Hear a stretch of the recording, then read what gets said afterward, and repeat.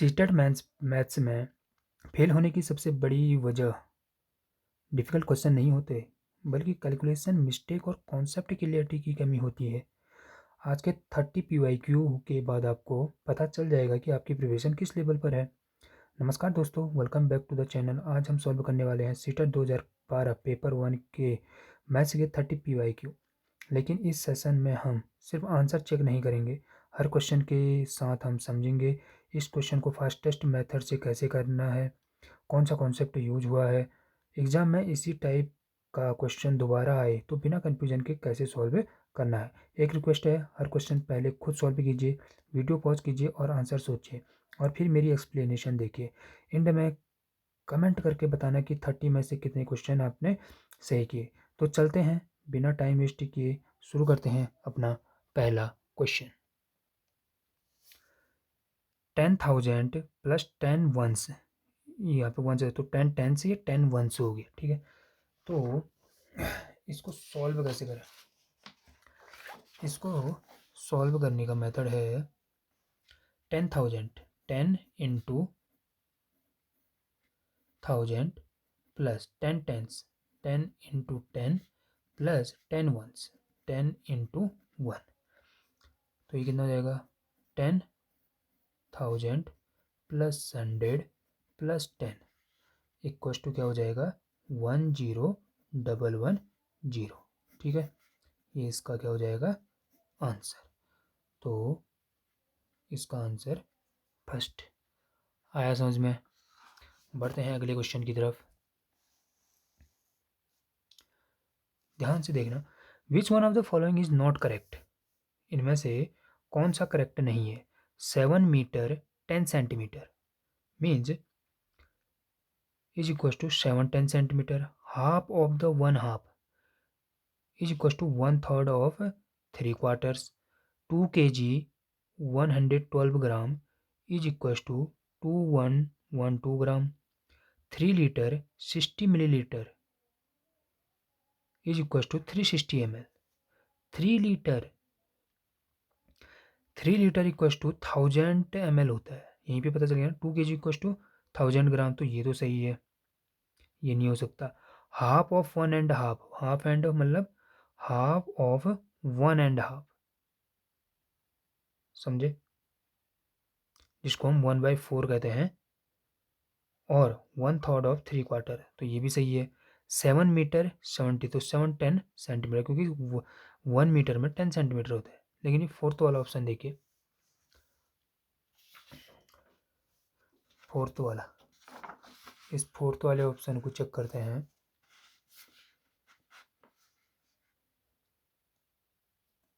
3 litre 60 millilitre, but ये हमें पता है 1 लीटर इज इक्वल टू क्या होता है? 1000 ml होता है। क्या होता है? 1000 ml। तो 3 इंटू 1000 ml, इसको प्लस करेंगे तो ये 60 ml, तो ये होना चाहिए था 3060 मिली litre.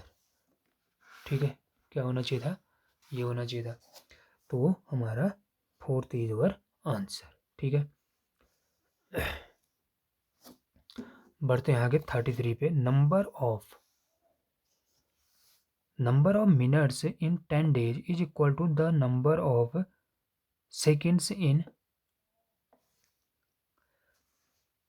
Is equal to number of second मतलब सेकेंड्स, कितने सेकेंड हुए। ठीक है, 10 डे मीन्स, यहीं पे वो कर लो, 10 डे मीन्स 10 इंटू 24 इंटू कितने मिनट। ठीक है, चेक करते हैं।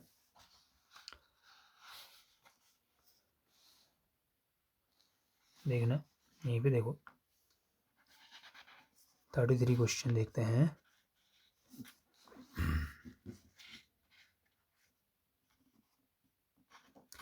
Number of minute 10 days. अगर मैं 10 दिन में अब 10 दिन में, तो 10 दिन का तो निकालूंगा, एक दिन में कितने घंटे? 24 घंटे, और 24 घंटे तो निकाले, और 1 घंटे में 60 मिनट।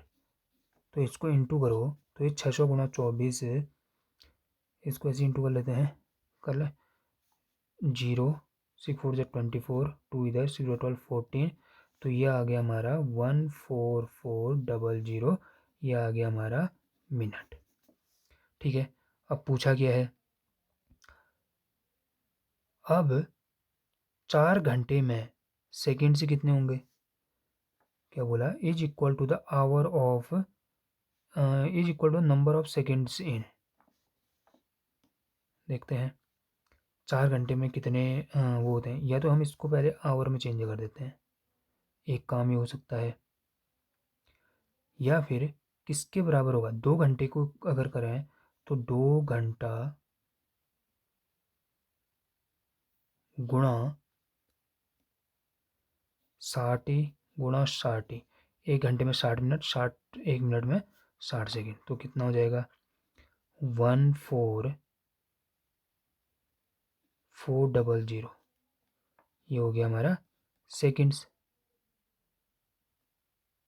ठीक है, तो ये दोनों बराबर आ गए, बराबर आ गए, तो हमारा इसका क्या ना, ये बराबर 36 72, सॉरी, ये आएगा हमारा 72। तो ये तो नहीं है नहीं है। अब मैं 4 घंटा करूँ तो 60 गुणा 60, 72 72 दूना 144 सेकेंड। तो इसका क्या आंसर आ जाएगा, ये दोनों बराबर आ गए हैं, इक्वल आ गए हैं, क्योंकि 4 घंटे में हमने सेकेंड्स में निकाल दिया। तो मिनट 10 डे में कितने number of minute is equal to number of second बोला, तो 4 घंटा। ठीक है, 4 घंटा का मतलब थर्ड आंसर। आया ना समझ में। 34th क्वेश्चन बोलता है perimeter of a square and rectangle are equal, दोनों का पेरीमीटर इक्वल है, if the perimeter of square 40 centimetre है and length of rectangle is 2 centimetre more than the side of square, then the area in square centimetre of rectangle is. आप तो इसको solve करते हैं, आप भी इसका आंसर कमेंट में बताइए। तो देखते हैं बोला गया क्वेश्चन में, स्क्वायर का पेरीमीटर कितना है, पेरीमीटर स्क्वायर क्या होता है, पेरीमीटर होता है स्क्वायर का 4a, जो कि हमें दिया है 40 सेंटीमीटर। ठीक है, तो हम इसका यहाँ से साइड निकाल सकते हैं, तो a इक्वस टू 10 सेंटीमीटर। अभी पेरीमीटर ऑफ स्क्वायर इक्वल है पेरीमीटर ऑफ रेक्टेंगल, जो किसके इक्वल होता है 2l plus B, 2 into length plus breadth. ठीक है, अब ए अगर 10 दिया, फिर इसने क्या बोला, जो रेक्टेंगल का लेंथ है वो स्क्वायर के साइड के 2 ज़्यादा है, मतलब जो लेंथ होगा वो 10 प्लस 2 होगा, जिसको हम 12 सेंटीमीटर बोलेंगे। तो अगर हमें, अब इसने बोला कि रेक्टेंगल का एरिया निकालो, रेक्टेंगल का एरिया निकालने के लिए बी पता होना चाहिए, अब बी पता नहीं है तो हम इसको लगा देते हैं, पेरीमीटर ऑफ रेक्टेंगल होता है, पेरीमीटर ऑफ रेक्टेंगल ये होता है 2l, 2l प्लस बी, जिसको हम लिख सकते हैं 2l है हमारा 12 प्लस बी। ठीक है, और यही किसके पेरीमीटर ऑफ रेक्टेंगल 40 के बराबर दिया, तो इसको 40 कर देते हैं, तो ये हो जाएगा हमारा 12 plus B is equal to 22 से इसको काट दिया, तो बी इक्व टू कितना हो जाएगा हमारा 8। ठीक है, सो अब एरिया निकालो, एरिया ऑफ रेक्टेंगल होता है लेंथ इंटू ब्रेथ, क्या होता है, एरिया इज इक्व टू होता है रेक्टेंगल का लेंथ इंटू ब्रेथ, रख दो, ए इक्व टू लेंथ हमारा 12 गुणा 8, 12 अट्ठे कितना होता है 96, तो ये हमारा इसका आंसर आया समझ में। सो इसका आंसर हो जाएगा 96। अब बोलता है Sania bought a battery, she read on it live 24 hour, sorry 42,000 4200 hour, मतलब ये 4200 घंटा चलेगा, तो वो क्या करते हैं, she uses it throughout the day and night. क्या बोलता है, वो इसको डे एंड नाइट लगातार चलाती है। अगर लगातार ये इसको चलाती है तो how many week will the battery run, तो कितने हफ्ते तक चलेगा। तो अगर मैं इसको यहीं पे करके दिखाऊँ आपको तो क्या होगा, 4200, 4200 कितना आवर चला रही है। तो मैं ये कहता हूँ कि एक हफ्ते में कितने दिन होते हैं, 7, और एक दिन में कितने घंटे होते हैं, 24। तो ये भी आवर में निकल जाएगा। तो आवर आवर हम काट सकते हैं, 7 दिन में कितने घंटे इतने, तो ये आवर आवर निकल गया। मतलब एक हफ्ते में 7 दिन होते हैं और एक दिन में 24 घंटे होते हैं, तो ये आवर में निकल गया। आवर से हम आवर काट सकते हैं। अब इसको काट देते हैं, कैसे निपटाओ इसको। 6 4 जा 24, 6 7 जा 42, 00, 7 से काटेंगे तो 100 बार।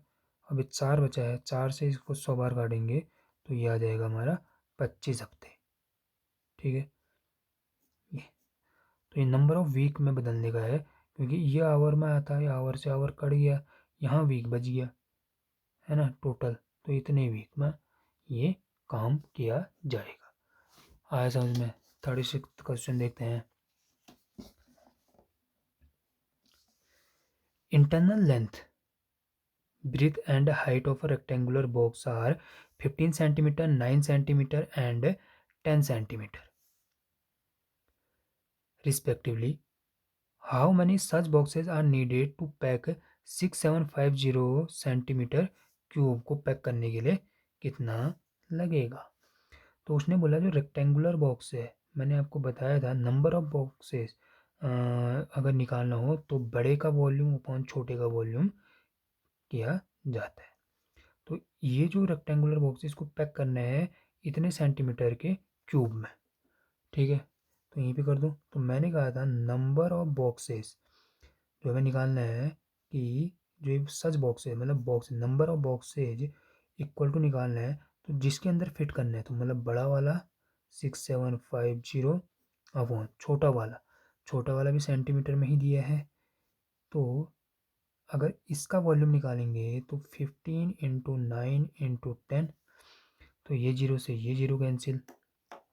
ठीक है, अब इसको डिविजिलिटी रूल लगा, 5 से कट जाएगा, यहाँ 5 है ना, 5 3 जा 15, इसको काटेंगे तो 5 1 जा 5, 1 इधर 5 3 जा 15 और 2 इधर 5 5 जा 25। ठीक है, अब किससे काटें, 9 से कट जाएगा, 5 3 है 8 1 9, 9 से कट जाएगा, 9 1 जा 9, 4 इधर 9 5 जा 45, 3 5 जा 15। तो इसका आंसर 5। तो नंबर ऑफ बॉक्सेस मैंने क्या कहा, नंबर ऑफ बॉक्सेस बड़े वाले का वॉल्यूम अपन छोटे वाले का वॉल्यूम, और वॉल्यूम ऑफ जो क्या कहते हैं रेक्टेंगुलर बॉक्स जो हम बोलते हैं उसकी होती है length into breadth into height. आया समझ में। ठीक है, बढ़ते हैं हम 37। बोलता है the weight of 18 gulab jamun is 1 kilogram, मतलब 1 किलो में 18 गुलाब जामुन आते हैं। अगर बोलता है एक बॉक्स में अगर 16 गुलाब जामुन रखे जाते हैं तो 40 किलो गुलाब जामुन के लिए कितने बॉक्सेस लगेंगे। तो इसको करते हैं,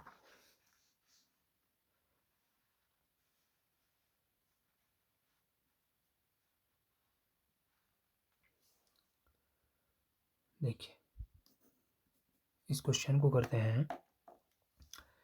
बोला है कि 1 kg में कितने 18 गुलाब जामुन आते हैं, 1 किलो में 18 गुलाब जामुन। तो 40 किलो में कितने आ जाएंगे, 1 किलो में 18, तो 40 में 18 में 18, 18 चौको 18 दूना 36, 36 दूना 72, 720 गुलाब जामुन आएंगे। अब उसने बोला एक बॉक्स में हम 16 गुलाब जामुन रख सकते हैं, तो 720, एक बॉक्स में अगर हम 16 गुलाब जामुन रख सकते हैं, मतलब या इसको ऐसे समझो, कैसे, अगर 16 गुलाब जामुन एक बॉक्स में रखा जाता है तो 720 गुलाब जामुन कितने में रखा जाएगा? 720 गुणा 1/16, तो कितना? 16 64, 64 और 8 5, तो इसका आंसर निकल गया हमारा 45 बॉक्स। ये हमारा क्या हो गया? आंसर आया। तो इसका आंसर आ गया हमारा थर्ड। बढ़ते हैं 38 की तरफ। बोलता है in a hockey match between school A and school B, school A score 11 goal, 11 goal मारती है और स्कूल बी 13 गोल मारती है, तो टोटल गोल कितने हो जाएंगे? अगर स्कूल ए 11 गोल मारती है, स्कूल बी 3 गोल मारती है, तो टोटल गोल कितने हो जाएंगे? 11 3 14 गोल। आया समझ में? अब फ्रैक्शन में बोल दिए कि स्कोर, स्कूल ए ने कितना स्कोर मारा, तो स्कूल ए ने फ्रैक्शन में टोटल गोल नीचे आता है फ्रैक्शन का टोटल, उन्होंने मारा 11, तो ये इसका आंसर। ठीक है, तो क्या आएगा? 11/14। ठीक है, ये हो गया हमारा। बढ़ते हैं 39 की तरफ। अब बोलता है नंबर ऑफ डिग्री इन, कितने में? नंबर ऑफ डिग्री, तो number of degree in 5, and का मतलब होता है प्लस 2/3, तो टोटल कितना हो गया? 5 3 15, 15 2 5 3 15, 15 प्लस 2 17/3। अब इसने पूछा था क्या था कि 17/3 में ऑफ का मतलब इंटू था of right angle, right angle मतलब 90 होता है, 3 से काटो, 3 3 जा 9, 0 30, तो 0 7 7 51, 17 3 जा 51, तो इसका आंसर 510। ओके, बढ़ते हैं अगले क्वेश्चन की ओर। 40 क्वेश्चन बोलता है Rohan of class second, second class का है Rohan, can do skip counting. Skip counting का मतलब क्या होता है? स्किप काउंटिंग का मतलब होता है 2 4 6 8, या फिर 5 10 15 20 25, ऐसे करके स्किप काउंटिंग करेक्टली करता है। In which development phase of number is he, वो किस डेवलपमेंटल फेज में है? Emergent phase, matching phase, qualifying phase, या पार्टीशनिंग फेज। तो स्किपिंग जो काउंटिंग आता है वो किसके अंदर आता है? वो आता है क्वांटिफाइंग फेज के अंदर। अब क्वांटिफाइंग फेज क्या होता है? तो मैंने आपको बता दिया, इस फेज के अंदर स्किप काउंटिंग आता है। इमरजेंट फेज और मैचिंग फेज ये शुरुआती फेज होते हैं, जबकि पार्टीशनिंग फेज जो होता है इसमें हम नंबरों को तोड़ना सिखाया जाता है, हमें नंबरों को तोड़ना सिखाया जाता है, तो ये नहीं हो। तो क्वांटिफाई मतलब क्वांटिफाई कर रहा है। ठीक है, बढ़ते हैं 41 की तरफ। सो हमारे 10 क्वेश्चन कंप्लीट हो गए हैं। अगर आपने 8 या उससे ज़्यादा क्वेश्चन सही किए हैं तो आपकी प्रिपरेशन अच्छी डायरेक्शन में है, लेकिन अब जो नेक्स्ट क्वेश्चन आने वाले हैं उनमें कैलकुलेशन तो होगी ही होगी, बट उन कैलकुलेशन से हमें पेडागोजी सॉल्व करनी होगी। तो बढ़ते हैं अपने नेक्स्ट क्वेश्चन की ओर। 41 अब बोलता है Class 4 maths test has a question. Convert the fraction 5/6 into decimal. The question aims to test the student knowledge of decimal fact, understanding of concept of fraction and decimal, procedural skill of converting fraction into decimal. Fourth option है, अभी देखेंगे आप, skill of exploring the decimal equivalent to given fraction by drawing paper grid of 10x10। तो इसका answer होगा procedural skill of, procedures बताया जा रहा है इसमें, क्या सिखाया जा रहा है? प्रोसीजर कि डेसिमल में कैसे चेंज किया जाता है, और converting fraction into decimal third एक। ठीक है, ये एक डायरेक्ट मैथ्स प्रॉब्लम है जहां बच्चे को फ्रैक्शन 5/6 को डेसिमल में बदलना है। तो इसके लिए उनके बदलने के तरीके, जो प्रोसीजर स्किल है को टेस्ट करता है ना, कि उसका प्रोसीजर कैसे है। तो इसका आंसर 41। बढ़ते हैं अगले क्वेश्चन की तरफ। अगला बोलता है it is observe that children use various method of problem solving strategies like counting, direct modelling, number fact, sequence from which children pass through while developing problem solving strategies, इन तीनों में से हमें सीक्वेंस में लगाना है। तो ABC, BCA, CAB या BAC। तो बच्चा सबसे पहले कॉन्क्रीट चीज़ों को देखकर समझता है, मतलब कॉन्क्रीट चीज़ों को देखा तो मतलब डायरेक्ट मॉडलिंग। ये पेन है तो पेन देख के ही तो सीखेगा ये पेन है। तो कॉन्क्रीट चीज़ें वो पहले सीखता है। तो पहला तो ये हो जाएगा, ठीक है, बी। तो बी इन दोनों में है तो ये तो काट दो। सेकंड है कि फिर उन्हें उंगलियों पर, मतलब उंगलियों पर गिनता है, वन काउंटिंग करता है, और आखिरी में काउंटिंग करता है। तो ये सेकंड हो जाएगा। तो BA। तो ये फोर्थ ऑप्शन इसका सही हो जाएगा। थर्ड में वो क्या कर आखिरी में दिमाग में फैक्ट याद रखता है, नंबर फैक्ट, फैक्ट को याद रखता है, तो इसलिए नंबर फैक्ट ये 3 में आ जाएगा। ठीक है, बढ़ते हैं अगले क्वेश्चन। आया ना आपको समझ में? इसका क्वेश्चन मैं दिखा ही नहीं पाया। तो ये है, मैंने इसमें आपको समझा दिया है 2 में। तो ये हो गया। तो बढ़ते हैं आगे। Number sense in the primary school will always accompanied with developing operation sense. Which of the following statement cannot be referred as component of operation sense? तो फर्स्ट बोलता है determining the operation to be used in given situation. Determine करना operation को, recognise करना that the same operation can be applied in different problem solution. नहीं, एक ही क्या कहते हैं ऑपरेशन हर प्रॉब्लम में नहीं लगेगा, तो ये तो नहीं होगा। Realising the operation effect on number, क्या करना, रियलाइज करना ऑपरेशन इफेक्ट को, नहीं। Comparing the number and quantities, ठीक है। और determine the operation to be used in given situation, उस सिचुएशन में ये पता लगाना कि कौन सा ऑपरेशन लगेगा। लेकिन उससे अच्छा मुझे ये लग रहा है कि comparing the number with quantities. तो इसका क्या होगा, फोर्थ ऑप्शन होगा। मैं फिर समझाता हूँ, भूल जा रहा हूँ मैं क्वेश्चन नीचे करना, कि डिटरमाइन करना कि किस सिचुएशन में कौन सा ऑपरेशन लगना है, रिकॉग्नाइज करना सेम ऑपरेशन, नहीं। रियलाइज करना कि ऑपरेशन इफेक्ट ऑन नंबर, नहीं।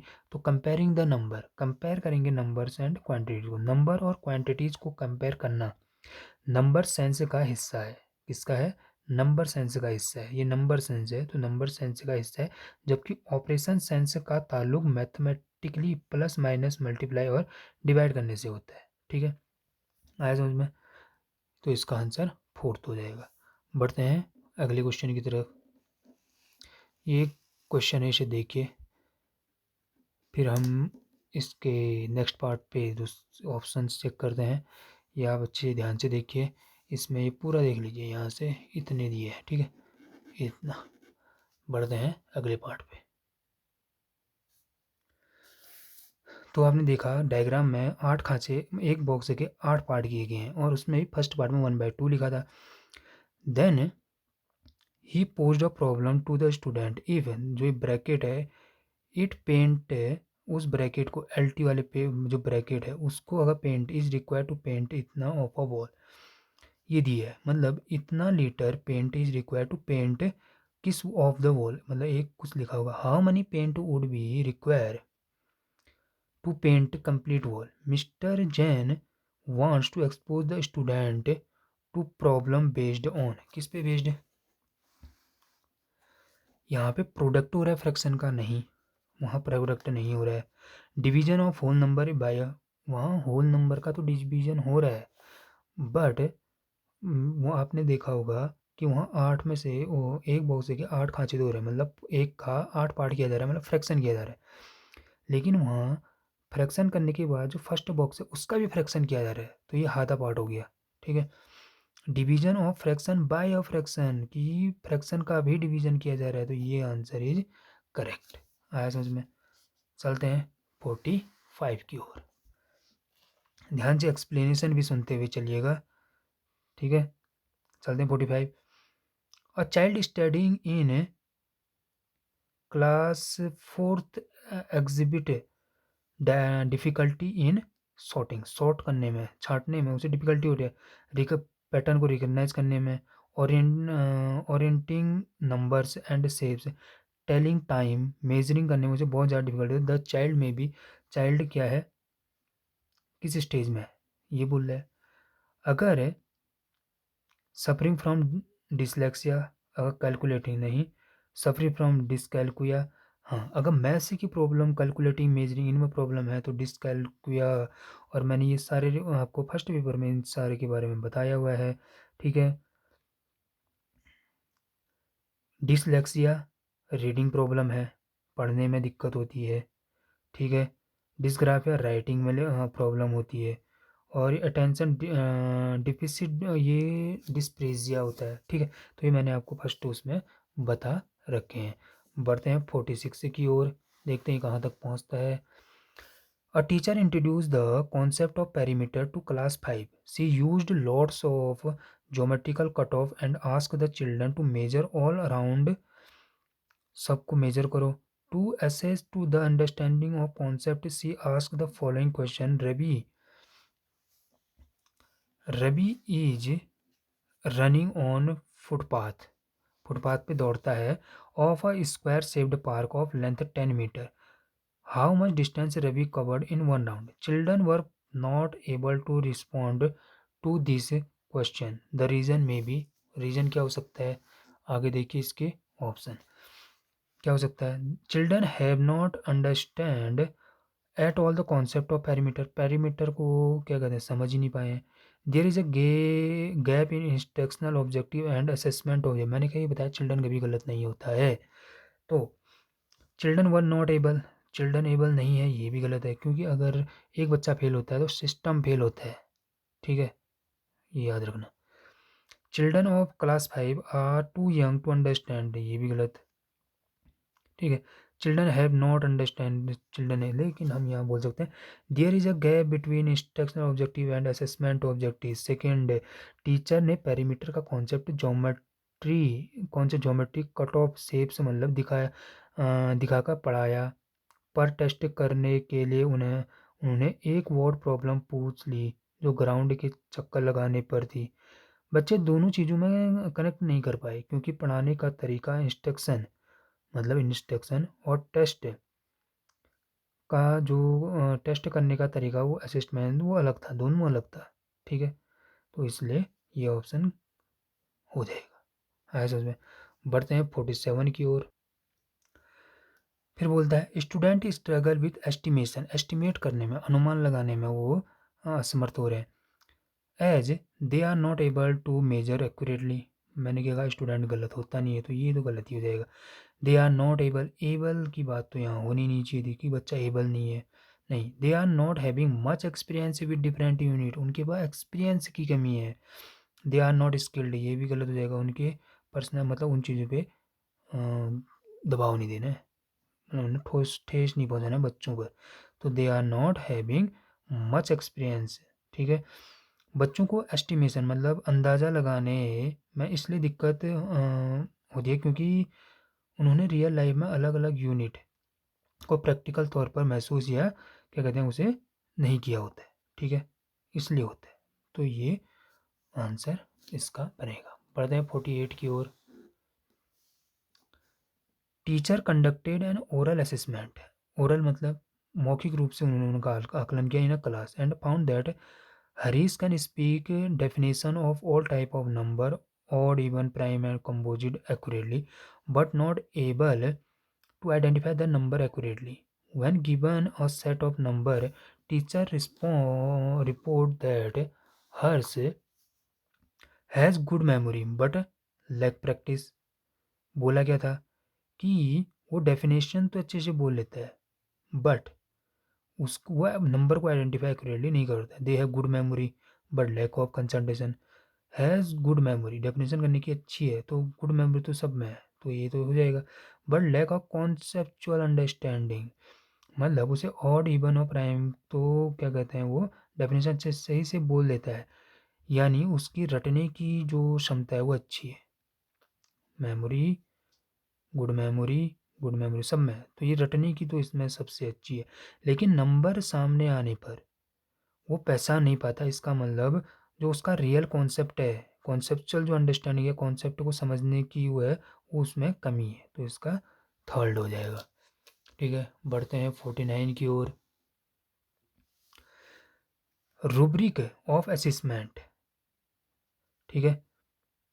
To check the concept of shape in class 2 सेल B can draw shapes accurately, shape को एक्यूरेटली ड्रॉ करना, knows the number side in each polygon, can draw shapes accurately and can name them correctly, ठीक है। Can draw the right shape, can sort out the shapes, can tell its number of side edge and vertices accurately, can tell the name of given shape, differentiate between the circle and polygon, can identify its parallel and non parallel side। मतलब class 2 का बच्चों के लिए shape का assessment rubric ऐसा होना चाहिए जिसमें वो शेप बना सके, उसे मतलब दूसरे शेप से अलग कर सके और उनके बेसिक पार्ट्स को गिन सके, जैसे वर्टिस है, एज और इनको, ठीक है। बट यहाँ पे सर्किल और पॉलीगन थोड़ा वो लगता है, ठीक है। 50 पे चलते हैं। Major aspect of inquiry based lesson plan. Inquiry क्या है? Major aspect exposition, exploratory task, extended learning task या cross curricular integration. Inquiry based या मतलब इंक्वायरी मतलब पूछताछ या खोजबीन विधि से, इंक्वायरी बेस्ड लेसन प्लान से क्या कहते हैं, सबसे मुख्य हिस्सा जो होता है एक्सप्लोरेटरी टास्क होता है, जहाँ बच्चे खुद चीज़ों को एक्सप्लोरेटरी मतलब एक्सप्लोर करके और ढूंढ कर सीखते हैं। तो एक्सप्लोर करना ये इंक्वायरी बेस्ड होता है, ठीक है। सो 20 क्वेश्चन कंप्लीट। कमेंट में अपना स्कोर ज़रूर बताइए। अब सिर्फ 10 क्वेश्चन बचे हैं और इनमें से कुछ क्वेश्चन ऐसे हैं जिनके कॉन्सेप्ट सीटेड बार बार रिपीट करता है, इन्हें मिस मत कीजिएगा। सो बढ़ते हैं अगले क्वेश्चन पर। Following SCT tool can be effectively used for explore करने के लिए exploratory task in geometry class. GeoGebra software, calculator, video link या कार्टून स्ट्रिप सॉफ्टवेयर। तो ज्योमेट्री के लिए जियोजेब्रा सॉफ्टवेयर यहीं पे लिखा है, तो ये हो जाएगा। तो ज्योमेट्री मतलब जियोजेब्रा सॉफ्टवेयर क्या होता है? ज्योमेट्री की क्लास में शेप और एंगल को एक्सप्लोर या खोजबीन करने के लिए सबसे बेहतर ऐसे ही टूल जियोजेब्रा सॉफ्टवेयर है, जो डायनेमिक मैथमेटिक्स के लिए बनाया गया है, ठीक है। ऐसे समझे। बढ़ते हैं 52 पर। Algebra tiles are used to teach factorization of quadratic expression, exponent, square root and cube root, या फिर ग्राफिंग ऑफ लीनियर इक्वेशन। तो क्या होगा? जो हमारा अलजेब्रा टाइल्स हैं वो क्यों यूज किया है? फैक्टराइजेशन ऑफ क्वाड्रेटिक क्या कहते हैं एक्सप्रेशन के लिए। First answer means algebra tiles एक विजुअल और टेक्टाइल टूल है। अलजेब्रा टाइल कोई वो टाइल मत समझ लेना जो हम घरों में लगाते हैं। अलजेब्रा टूल जो टाइल है एक विजुअल और टेक्टाइल टूल है जिसका यूज़ वेरिएबल जैसे x, x square, x cube और कांस्टेंट को दर्शाने के लिए किया जाता है। ये क्वाड्रेटिक इक्वेशन मतलब जैसे x square plus 5x plus 6 के फैक्टराइजेशन को आसानी से सीखने के लिए सबसे ज़्यादा यूज होता है, ठीक है। तो ये कॉन्सेप्चुअल क्वेश्चन है तो इसे याद करना पड़ेगा। आगे बढ़ते हैं 53 पर। Teacher gave following sorting activity in class. Sort करना था इनको। Class by the following triangle और अकॉर्डिंग टू दियर एंगल, ठीक है। ये आपने देख लिया। आगे देखते हैं। दिस सॉर्टिंग एक्टिविटी, जो ये सॉर्टिंग एक्टिविटी था ये वाला, ये क्लोज्ड इंडेड टास्क था, ओपन इंडेड टास्क था या क्रिएटिव टास्क था या रिफ्लेक्टिव टास्क है? तो ये तो सारे ही एक ही प्रकार के मतलब उसके एंगल की अगर ये तो क्लोज्ड एंडेड है, मतलब इस एक्टिविटी में देखो ना सारे ट्रायंगल के एंगल के हिसाब से दें तो ये क्लोज्ड एंडेड है। मतलब इस एक्टिविटी में बच्चों को दिए गए ट्रायंगल को उनके मतलब angle, acute angle, obtuse angle, right angle के हिसाब से क्लासीफाई करना है। इसका एक ही फिक्स और परफेक्ट करेक्ट आंसर होगा, इसलिए ये एक क्लोज्ड एंडेड टास्क है, ठीक है।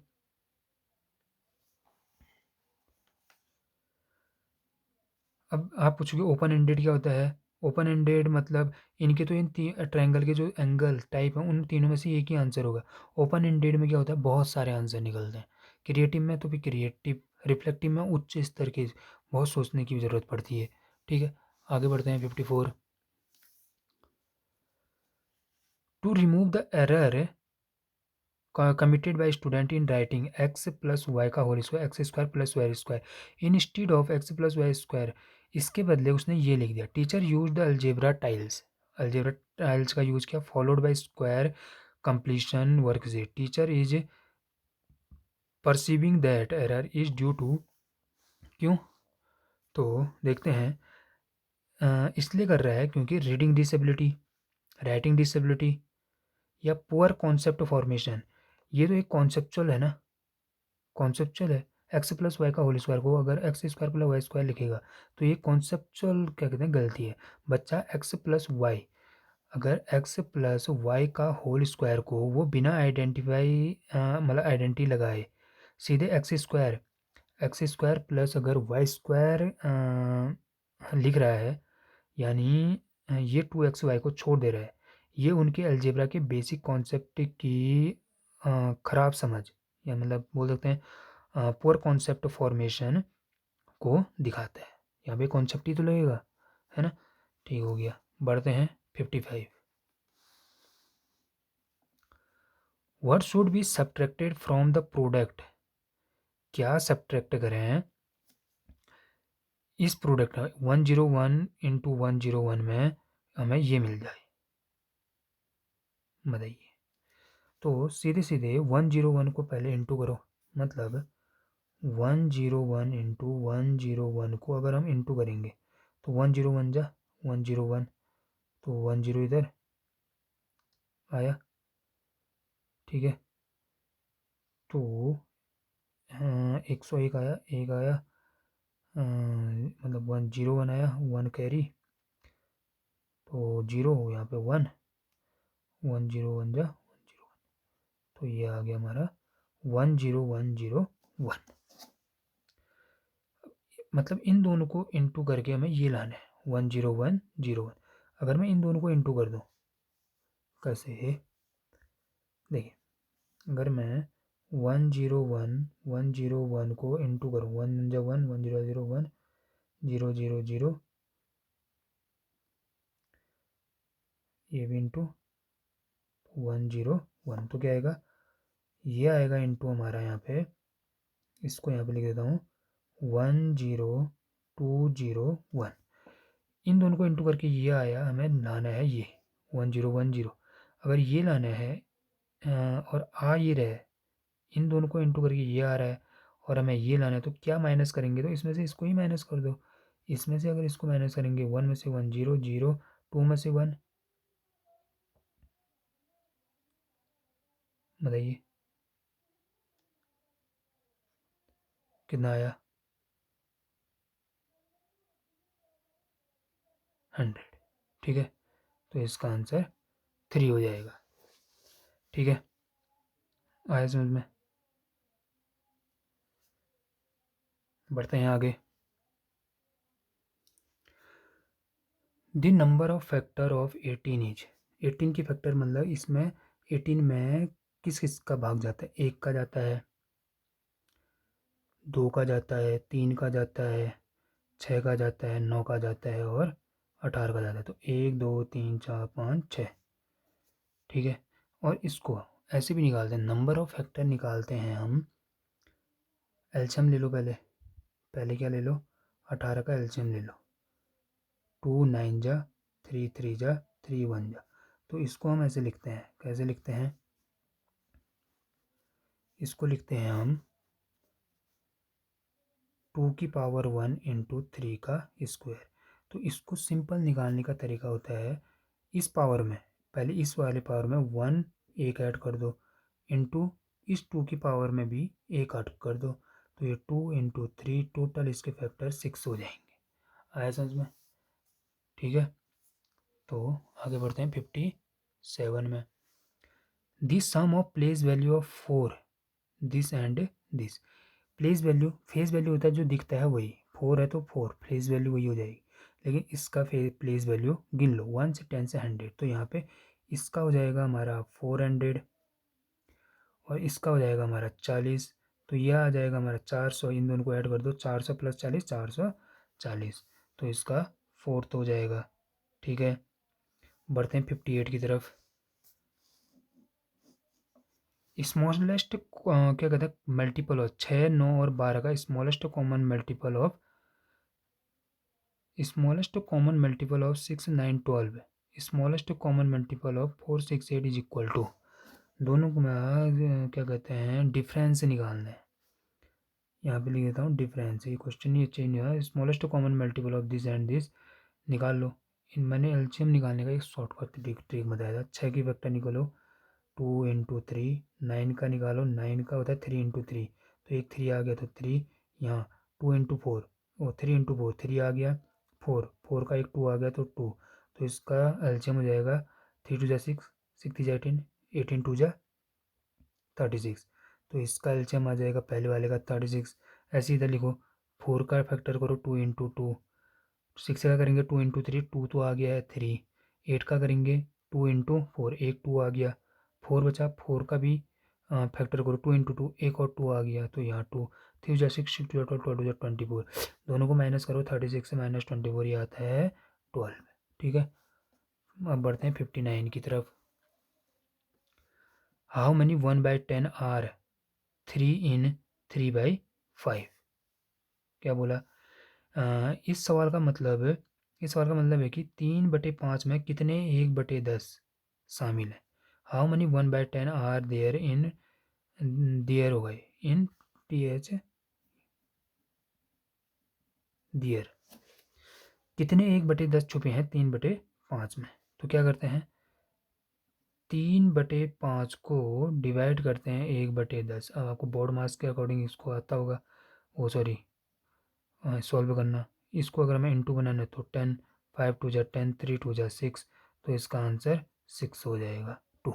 ठीक है, बढ़ते हैं इसके अंदर क्वेश्चन ये वाला।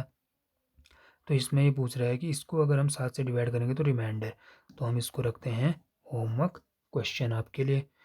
ठीक है, आप इसका आंसर कमेंट में ज़रूर बताएंगे। ठीक है, देखते हैं आप 30 में से कितने क्वेश्चन सही कर पाते हैं।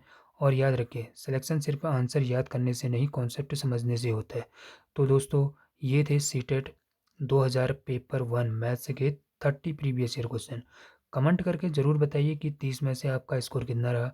अगर वीडियो हेल्पफुल लगी तो लाइक ज़रूर करिए, अपने सीटेट एस्पिरेंट दोस्तों के साथ शेयर कीजिए और चैनल को सब्सक्राइब करके बेल आइकन प्रेस कर दीजिए। ठीक है, मैं इसी तरह सीटेट के मैथ्स, CDP, EVS और प्रीवियस ईयर क्वेश्चन सीरीज लेकर आता रहूँगा। मिलते हैं नेक्स्ट क्लास में। Happy learning. जय कुछ नहीं।